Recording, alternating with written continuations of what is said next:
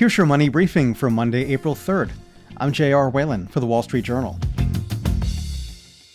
You'd think a large influx of cash, be it from a job or even winning the lottery, would boost the strength of a marriage. But it turns out marriages are often put to the test by either cash shortfalls or windfalls. WSJ personal finance reporter Julia Carpenter looked into new research on the matter, and she joins me now. Hey, Julia, thanks for being with us. Thank you for having me. So, Julia, I guess there's no way around it. Like they say, for richer or poorer, money plays a significant role in almost any relationship. Money tests a relationship. So these are things that present challenges when they sort of rock the status quo, both a financial setback and a windfall. Setbacks can test the strength of the marriage because when one partner loses a job or makes a bad investment or loses an income stream, then the couple then has to decide, how is this going to affect us? And similarly, a financial windfall, an inheritance, a payout, or in the case of some research I was looking at, a lottery win, does the same thing. It sort of rocks the relationship because it's challenging the status quo. Okay, but losing money is more challenging to handle than adding money to your finances, right?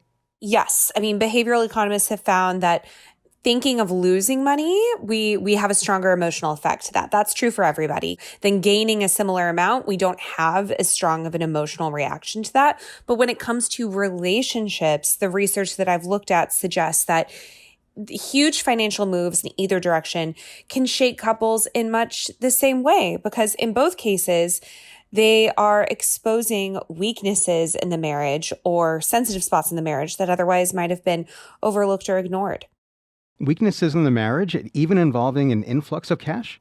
So in a study conducted in Sweden, I was talking to researchers who had been tracking lottery winners. They looked at them 10 years after they won the equivalent of $100,000. And the study compared how single and married winners adjusted to this and how many of them formed new relationships and families and how many of them ended up dissolving their existing relationships or filing for divorce. And in both cases, the winners' households stood to benefit from winning this $100,000. But as it turns out, the person holding the winning ticket, so the man or the woman in a heterosexual relationship, really affected what happened to the marriage. And what these researchers found is that in the long run, if you were a man who won the winning ticket, you saw reduced divorce risk and higher fertility. So that means you had a stable marriage and family formation. But in the short term, so within 2 years of winning this ticket, women, their short-term divorce risk went up, especially for low-income women and those who earned less than their husbands. Yeah, let's talk more about that. How does a family's income fit into the equation here, with changes in economic circumstances in either direction? So we know already from pre-existing research that wealthier couples have lower divorce risk.